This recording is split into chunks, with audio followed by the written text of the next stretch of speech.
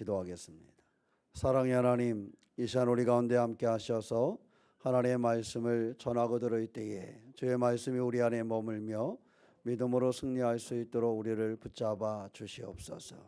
주님 바라보게 하여 주시고 주의 능력으로 설 수 있도록 우리 가운데 함께 하여 주시옵소서.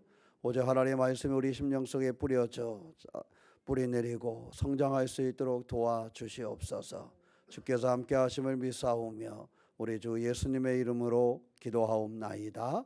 아멘. 오늘 말씀은 예레미야 선지자를 부르셔서 그를 사용하시는데 그를 부르실 때의 그 모습을 우리 가운데 가르쳐주는 그러한 말씀입니다. 그래서 예레미야를 부르셔서 그를 사용하시고 그를 향한 하나님의 계획하심이 있었는데 이를 통해서 우리를 부르시고 우리를 향한 하나님의 계획하심이 무엇인가 하는 것을 우리가 배워나갈 수 있고 그러한 부르심에 또 우리가 어떻게 살아가야 될까 하는 것을 함께 나누는 시간을 갖고자 합니다.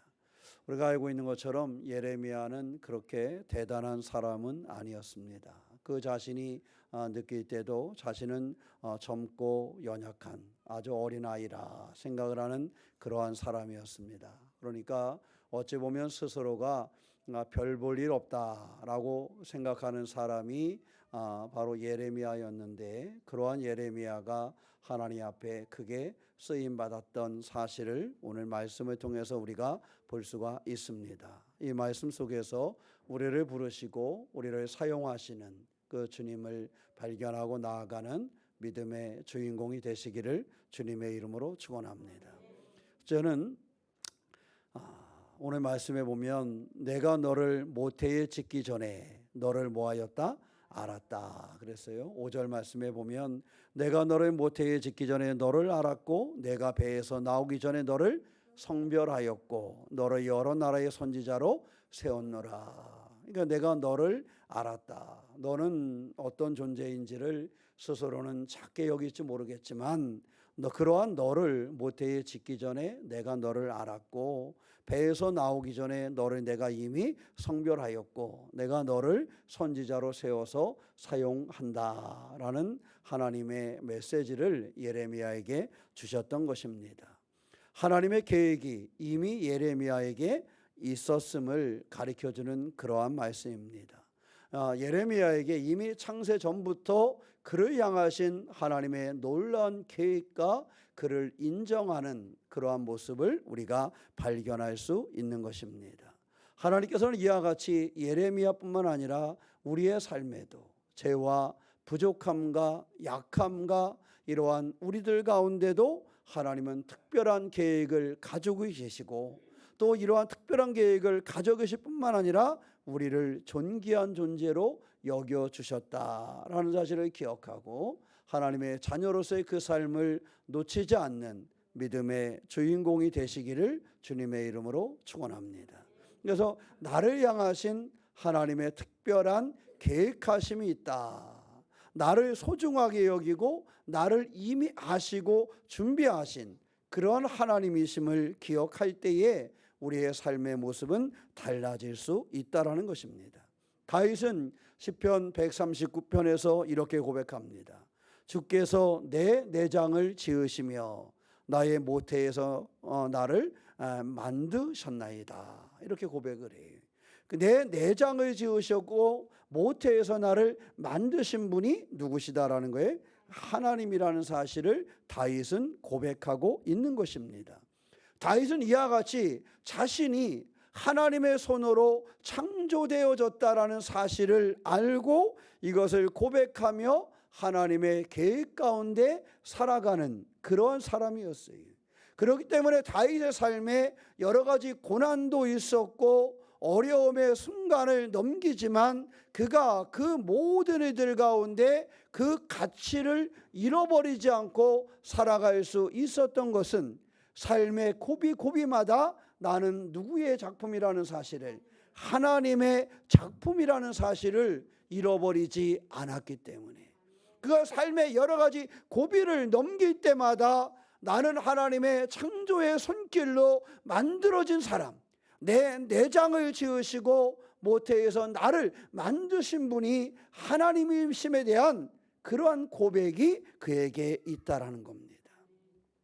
세상에 많은 그 미술 작품들이 있지만요, 때때로 우리는 어떤 작품을 갖다 딱 보다가 별 볼 일 없어서 버리려고 그러지만, 그죠? 별 볼 일 없어서 버리려고 그러지만 거기에 이게 피카소의 작품이야 이렇게 나오면 버리게 돼요? 안 버리게 돼요?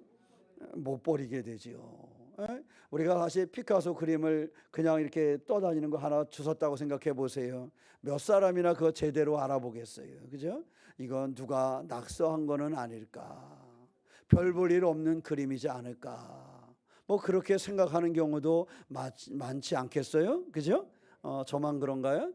그럴 수 있을 거예요. 그런데 우리가 그 그림도 그냥 이거 보면 이게 뭐야 하고 버려질 그림이지만, 그것이 피카소의 그림이라 그러면 그 가치가 어떻게 되는 거예요?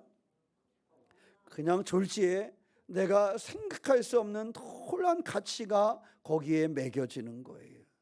하다못해 피카소가 그려낸 작품이 아니라 습작으로 그려서 던져버렸던 것도 그것이 피카소의 손길이 같다 그러면 그 가치가 어떻게 돼요? 어마어마하게 돼요. 성경도 그렇더라고요. 성경도 이 책이 제가 가지고 있는 책은 가서 사면 몇만 원 주고 사지만, 이게 만약에 루터가 보던 책이었으면 이게 값이 어떻게 될까요? 어마어마해지는 겁니다. 만약에 이게 존 웨슬리가 들고 다녔던 성경이었다라면 사람들이 서로 살려고 그럴 거예요. 가치가 어마어마해지는 거예요. 이와 같이요, 똑같지만 그 가치가 굉장히 달라지는 데 있어요. 그러니까 우리 그리스도인들이요, 너무 자기의 가치를 모르고 살아가는 게 사실 삶의 문제가 되는 거예요. 다윗은 분명하게 그것을 알았어요. 내 내장을 주께서 지으셨고 모태에서 나를 주께서 만드셨다라는 사실. 그래서 다윗은 삶의 고비를 넘길 때에 내가 하나님의 작품이라는 그 사실을 기억함으로 그 삶의 고난, 그 순간을 이겨낼 수 있는 그러한 삶을 살게 되고, 하나님의 계획하심을 보게 되고, 하나님의 계획하신 가운데 내가 만들어진 존재라는 그 사실을 잃어버리지 않고 삶을 힘있게 이겨낸 그러한 주인공이 되었다라는 사실입니다. 에베소서 1장 4절 5절 말씀에 보면 창세전에 그리스도 안에서 우리를 택하셨다라는 기록이 있어요. 하나님께서 창조 그때에 그 이전에 우리를 이미 뭐 하셨다? 택하셨다. 하나님이 이미 나를 택하셨고, 하나님이 나를 직접 지으셨고, 하나님이 나를 만드셨다라는 고백을 가지고 있는 사람들은 세상을 살아갈 때의 모습이 다른 것입니다. 그 존재의식 자체가 달라요. 피카소의 작품이라면 존재의 의미가 달라지는 것처럼, 그거 이상으로 하나님의 작품이라면, 거기에 하나님의 계획하심이 있다라면 그 가치 자체가 굉장히 달라진다라는 사실입니다. 사랑하는 성도 여러분, 여러분은 하나님의 손으로 만들어진 존재요, 하나님의 계획하심이 있는 존재라는 사실을 반드시 기억하고 승리하는 믿음의 주인공이 되시기를 주님의 이름으로 축원합니다. 이것을 잃어버리게 되면 우리는 연약함에 빠져요. 하나님의 계획하심과 하나님의 창조의 손길로 만들어진 우리들이 그 사실을 잃어버리면요, 연약함에 빠져서 자꾸 핑계 삼고 무너지게 되는 거예요. 오늘 6절에 보면 예레미야는 그렇게 핑계를 댑니다. 슬프도소이다 주 여호와여 보소서, 나는 무엇이나 아이라 말할 줄을 알지 못하나이다. 그를 부르셨는데 하나님의 작품이라는 사실을, 하나님이 그를 통한 계획을 가지고 계시고 그를 존귀히 여기셨다는 사실을 기억하지 못할 때 예레미야는 슬픕니다. 너무 슬픕니다. 나는 아이기 때문에 나는 그 일을 할 수 없습니다. 이렇게 연약함을 핑계 삼는 존재가 되었습니다. 7절에서 뭐라 그럽니까? 너는 아이라 말하지 말고. 예레미야는 나는 아이라, 아이고 슬픔이다, 저희를 어찌하시려고요, 이렇게 얘기했지만 하나님은 그렇게 보지 않았습니다. 너는 아이라 말하지 말고 내가 너를 누구에게 보내든지 너는 가며 내가 내게 무엇을 명령하든지 너는 말할지니라. 이렇게 말했어요. 아이라고 핑계하지 마라. 요즘 노래 부르는 것처럼 너 내게 그런 핑계를 대지 마. 뭐 그런 노래도 있잖아요. 하나님께서 그를 부르셔서 나의 작품이라고, 내가 너를 향한 계획을 가지고 있고 내가 너를 존귀히 여겼다는 사실을 이야기하고 계시는데, 예레미야는 나는 아이라 슬픕니다. 저는 감당할 길이 없습니다. 저는 연약합니다라고 말하고 있다라는 사실입니다. 하나님께서는 부족한 자도 사용하신다는 사실을 기억하시기를 바랍니다. 하나님께서는 부족한 자에게 그분의 능력을 부으셔서 그를 사용하시는 분이 하나님이십니다. 내가, 여러분들이 너무 능력이 많아서 우리를 사용하시는 것이 아니라, 때로는 우리가 아이라 할지라도, 때로 우리가 부족함을 경험하고 그것을 말한다 할지라도, 하나님은 우리를 만드신 분이시고 하나님 우리 향한 존귀하게 여기시고 우리 향하신 계획을 가지고 계신 그 하나님께서는 그 부족한 가운데도 하나님의 능력을 부어서 우리를 사용한다라는 사실을 잊지 마시기를 축원합니다. 이런 이야기들이 또 있었지요. 출애굽기 4장 10절로 12절 말씀에 보면, 모세가 여호와께 이르되 오 주여, 나는 본래 말을 잘하지 못하는 자이니이다. 그래요. 나는 본래 말을 잘하지 못하는 자니이다.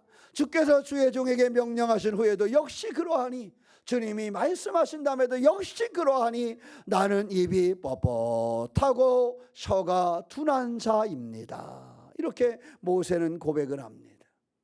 지금 예레미야가 나는 아이입니다 라고 얘기했던 것처럼, 모세는 나는 입이 뻣뻣하고 혀가 뭐하다? 둔한 자입니다. 이렇게 얘기를 하는 거예요. 나는 이렇게 연약하여서 주신 일을 감당할 수 없습니다. 예레미야와 모세의 모습이 어때요? 똑같아요. 그럴 때 하나님께서는 말씀하셨습니다. 여호와께서 그에게 이르시되 누가 사람의 입을 지었느냐? 누가 말 못하는 자나 못 듣는 자나 눈 밝은 자나 맹인이 되게 하였느냐? 나 여호와가 아니냐? 이제 가라. 내가 내 입과 함께 있어서 할 말을 가르치리라. 이렇게 말씀하신 거예요. 나는 입이 뻣뻣하고 혀가 둔한 자입니다. 이렇게 얘기할 때 하나님께서는 누가 내 입을 지었느냐? 이렇게 물으시는 거예요. 우리는 연약하다 그러고 우리는 부족하다 그러고 하나님 앞에 핑계를 댑니다. 인생의 삶의 가지가색에 고난을 만났을 때 우리는 핑계를 댑니다. 하나님 아시잖아요. 내가 뭘 할 수 있겠습니까? 내 지혜나 내 이 머리나 내 이 돌머리나 내 손이나 내 눈이나 내가 뭘 할 수 있겠습니까? 하나님 뭐가 보여야지요? 눈도 흐려지고 손도 힘도 없고 걸으심도 약해졌는데 우리가 뭘 할 수 있겠어요? 이렇게 모세처럼 핑계하고 이야기하고 있지는 않습니까? 하나님께서 모세에게 말씀하셨던 것, 누가 사람의 입을 지었느냐 하신 것처럼, 누가 내 머리를 지었느냐? 누가 내 손을 지었느냐? 누가 내 입을, 누가 내 눈을 지었느냐라고 우리에게 묻고 계신 겁니다. 모세는 말할 줄 모른다고 변명했지만 하나님께서 그의 입에 말씀을 주셔서 그를 사용하신 것 같이 하나님은 우리를 힘을 주시고 우리를 사용한다는 사실을 놓치지 마시기를 축원합니다. 고린도서 12장 9절 말씀에 나에게 이르시기를 내 은혜가 내게 족하도다 이는 내 능력이 약한 데서 온전하여짐이라. 이렇게 바울에게 말씀하셨어요. 내 능력이 약한 데서 온전하여짐이라. 바울의 능력이 약한 데서 어떻게 온전하여져요? 하나님의 능력을 부으시기 때문에 온전하여지는 겁니다. 모세의 말 못하는 뻣뻣한 혀와 그 둔한 입이 뻣뻣하고 둔한 그 혀에 하나님이 말씀을 주니까 그가 그 일을 감당하는 지도자가 될 수 있었던 것입니다.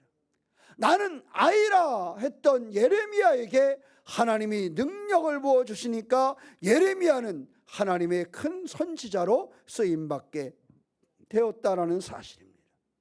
우리가 성경에 나오는 인물 중에 기드온도 잘 알잖아요. 기드온은요, 자신이 약하게 여겼어요. 아유, 저는 보잘것없는 집안에 보잘것없는 사람입니다. 결론은 그의 말은 그거였어요. 하나님 아시다시피 제 족보를 보세요. 자, 보잘것없는 사람 아닙니까? 보잘것없는 집안에 보잘것없는 인물이 전데 제가 뭘 할 수 있겠습니까? 이렇게 그를 아주 약하게 여겼습니다. 사사기 6장에서 그는 이렇게 자신의 모습을 이야기합니다. 그런데 하나님께서는 그를 어떻게 하셨어요? 강한 용사가 되게 하셨어요. 하나님 앞에 우리는 핑계댈 일이 많습니다. 하나님의 핑계댈 수 있을 정도로 우리는 약하고 부족하고 죄와 여러 가지 그러한 일들이 많이 있습니다. 예레미야가 아이라고 얘기한 것처럼, 모세가 입이 뻣뻣하고 혀가 둔하다고 이야기한 것처럼, 바울이 자신이 약하다고 얘기했던 것처럼 우리는 그러한 존재일 수 있습니다. 기드온이 자신을 약하게 얘기했던 것처럼 우리는 그러한 존재일 수 있습니다. 그러나 이제는 이 2월달은 내 연약함을 핑계로 삼지 마시기를 축원합니다. 아이라고 했던 예레미야에게 하나님께서 힘 주시니 그는 하나님의 큰 선지자가 되었고, 입에 뻣뻣하고 둔하다고 얘기했던 모세는 하나님이 그의 입술에 말씀을 주시니까 이스라엘의 아주 놀라운 능력의 지도자가 되었고, 기드온은 그 자신이 약하고 보잘것없다고 고백했지만 용사라고 부름을 받고 있다라는 사실입니다. 하나님은 우리를 지으신 분이시오, 우리를 지으시고 우리를 존귀하게 하신 분이 하나님이시며, 그 하나님은 우리의 약함을 강하게 하셔서 우리를 사용한다는 사실을 기억하시고 인생의 연약함을 핑계대지 않는 믿음의 주인공이 되시기를 축원합니다. 어떻게 이것을 핑계대지 않을 수 있을까? 8절에 보면 이런 말씀이 있어요. 너는 그들 때문에 뭐하지 말라? 두려워하지 말라. 너는 그들 때문에 두려워하지 말라. 내가 너와 함께하여 너를 뭐하리라? 구원하리라. 여기에 답이 있는 거예요.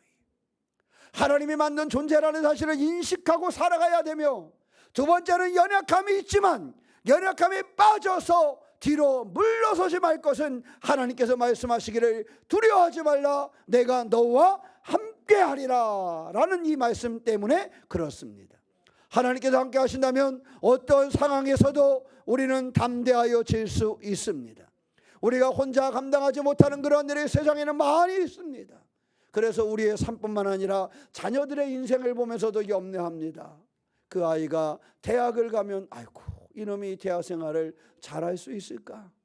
이놈이 직장에 가면 아이고, 저놈이 직장 생활을 잘할 수 있을까? 저놈이 결혼하면 아이고, 저놈이 가정을 잘 살아갈 수 있을까? 그저 나이 따라 다 들어서 떠날 때까지 그 아이가 40이 되고 50이 되고 60이 돼도 아이고, 우리 아들놈이 한갑이 됐는데 건강하게 살 수 있을까? 부모는 다 그 염려를 하는 거예요. 그 염려를 하는 거예요. 중요한 것, 우리의 삶에도 그런 염려가 찾아오고 그런 연약함이 찾아오지만 반드시 할 것은 하나님이 뭐 하신다? 함께 하신다라는 약속입니다. 우리가 잘 아는 것처럼 이사야서 41장 10절 말씀에 두려워하지 말라. 내가 너와 함께함이라. 놀라지 말라. 나는 네 하나님이 됨이라. 내가 너를 굳세게 하리라. 참으로 너를 도와주리라 하시는 주의 말씀이 있습니다.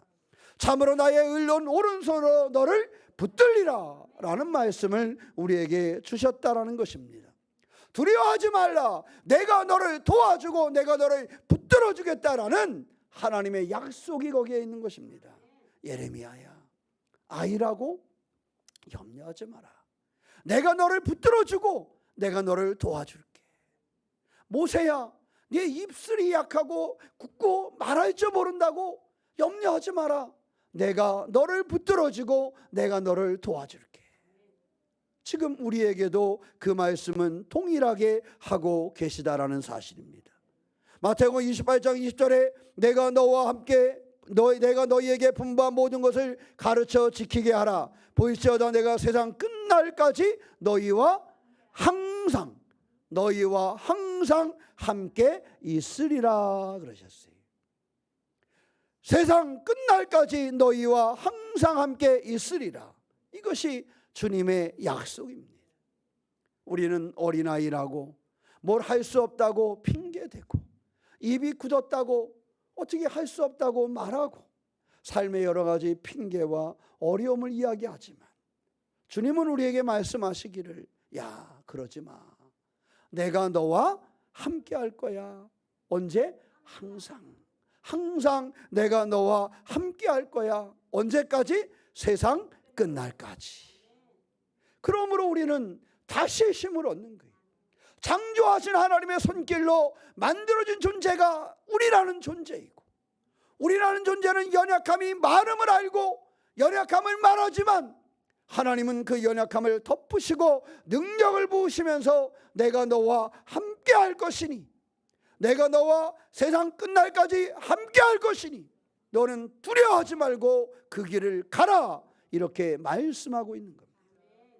다니엘의 사자굴 이야기는 우리가 너무도 잘 알고 있잖아요. 사자굴에서도 다니엘과 함께 하셔서 그를 보호하셨던 분이 주님이시라는 거예요. 우리가 인생을 살아가면서 수많은 사자굴을 만납니다. 때로는 건강으로, 때로는 삶의 여러 가지 시험과 문제거리로, 또 우리의 죄와 우리의 부족함으로 많은 사자굴을 만나게 됩니다. 그 사자굴 속에서 어디로 향하여 나아갈지 알지 못하는 순간 많이 있습니다. 뭔가 보이면 뭐래도 하겠어요? 사자굴에서 뭔가 이렇게 내가 도망갈 구멍이 보이면 뭐래도 하겠어요? 글로 뛰기라도 할 텐데, 그죠? 제가 군대 가서 하생방 훈련할 때 들어가서 딱 제일 먼저 뭐 찾았는지 아세요? 하생방 훈련하면 지금은 그런 훈련 잘 안 한다 그러더라고. 근데 하생방 훈련하면요 이렇게 그 하우스가 이렇게 지어져 있어요. 철로 된 하우스가. 밖에서 막 군가를 부르다가요.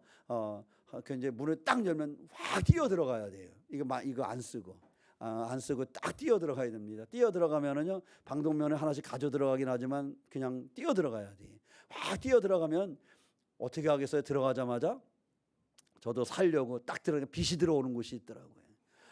저 빛이 들어가게 해가지고 거기다 코를 막 매달리는 거예요. 그러면 조교가 뒤에 와서 한 대를 탁 치잖아요. 한 대 탁 맞고 그러면 콧물이 막 나오잖아요. 그러면 거기서 이렇게 서가지고 군가를 하나 불러요. 군가 부른 다음에 방독면 쓰는 연습하고 막 이러다가 밖으로 뛰어나와서 언덕에 올라가서 쫙 이러고 있으면 얼마나 시원한지 몰라요. 하여튼 그거 뒤로 하고 거기에 들어가자마자 들어가기 확 와닿으니까 살려고 눈 딱 봤다가 하여튼 빛이 들어오는 데 향하여 뛰는 거야. 조교가 뒤에서 때리든지 말든지 그리고 뛰는 거예요. 왜? 그리고 뛰어야 살 것 같으니까. 그래봤자 한 대 맞는 것밖에 없었지만. 근데요 사실 사자굴에 들어가서 그렇지 않겠어요? 여러분의 전화 사자굴에 던져졌는데 딱 들어가면 피할 곳이 어딜까 보지 않겠습니까? 사자를 통하여 달려올 때 도망갈 곳이 있지 않을까 살피지 않겠습니까? 그러나 이렇게 만들어진 사자굴에는 도망갈 곳이 없어요. 거기는 사람을 죽이고자 만들어 놓은 곳이니까 도망갈 곳이 없는 거예요. 사실 우리가 인생을 살아가다 보면 이런 사자굴을 만날 때가 많습니다. 어떻게 해야 될까? 내가 만난 이 사자굴에서 어떻게 이겨내야 될까?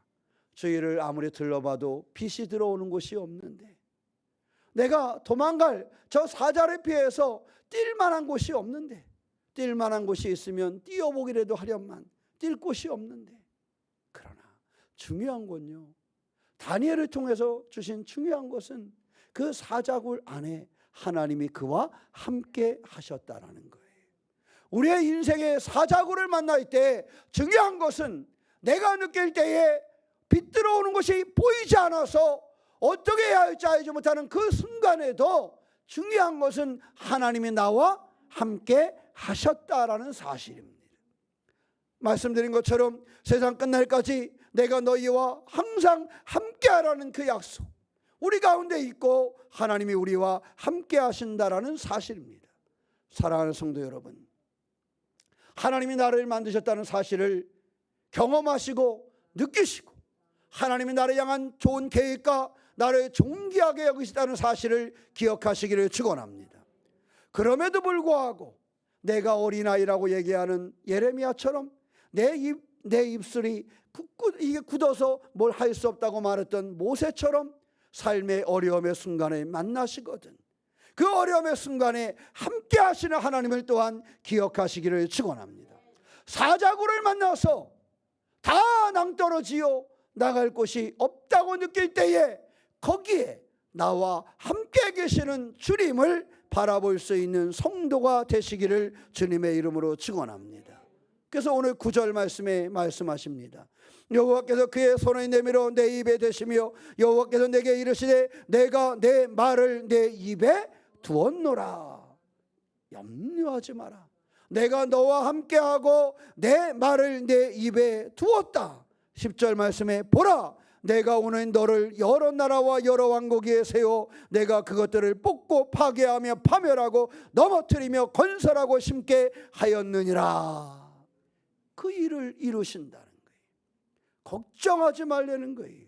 내가 너와 함께하고 내 말을 내 입에 두었으니 너는 염려하지 말라라는 사실을 가르쳐주고 있는 것입니다. 사랑하는 성도 여러분, 이와 같은 믿음으로 달려가는 성도가 되시기를 축원합니다. 하나님 우리의 삶을 담대하게 살기를 원하십니다.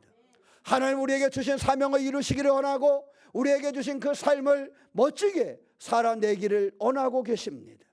그 삶을 살아가기를 원할 때 첫째로 하나님의 무엇이라는 거? 작품이라는 거. 하나님의 손에 의해서 창조된 하나님의 계획하심과 하나님의 존귀 여기심이 있다는 것을 기억하시기를 축원합니다. 그럼에도 불구하고 연약함을 깨닫고 부족함을 느끼고 시험에 들고 아프고 지치고 낙담이 될 때에 나와 함께하여 주시는 하나님이 계심을 믿으시기를 바랍니다. 사자굴을 만날 때에 함께하시는 하나님, 동서남북 길은 보이지 않으나 이 보이지 않는 길 속에 나와 함께 계시는 그 하나님, 내 어린아이라고 말 못한다고 염려하지 마라. 내가 너와 함께 하겠다라고 말씀하신 하나님이 우리의 연약함 중에 함께 하신다는 사실을 기억하시기를 축원합니다. 그것을 깨닫고 그의 인생의 사명을 감당했던 예레미야처럼 우리 인생에 내게 주어진 삶을 포기하지 아니하고 이와 같은 믿음으로 감당하시기를 축원합니다. 너를 세웠노라. 하나님께서 너를 세웠노라. 하나님께서 너와 함께한다. 너 연약하다고 말하지 말고 이제 내가 네 입에 내 말을 두고 너와 함께할 것이니 내가 너를 세웠다는 사실을 기억하고 인생을 담대하게 살아내시기를 주님의 이름으로 축원합니다. 기도하겠습니다. 사랑의 하나님, 예레미야의 부르심을 통하여 우리는 하나님의 계획이 우리의 삶에도 있음을 깨닫습니다. 예레미야를 지으신과 같이 하나님께서 우리를 지으셨음을 고백합니다. 하나님은 우리의 연약함을 뛰어넘어 항상 우리와 함께 하심을 고백합니다. 우리의 연약함과 죄와 문제덩어리를 넘어서서 우리와 함께 하시며 승리하게 하시는 하나님이심을 믿습니다. 두려워하지 말고 담대히 우리에게 주어진 인생의 삶을 감당케 하여 주시옵소서. 우리 주 예수님의 이름으로 기도하옵나이다. 아멘.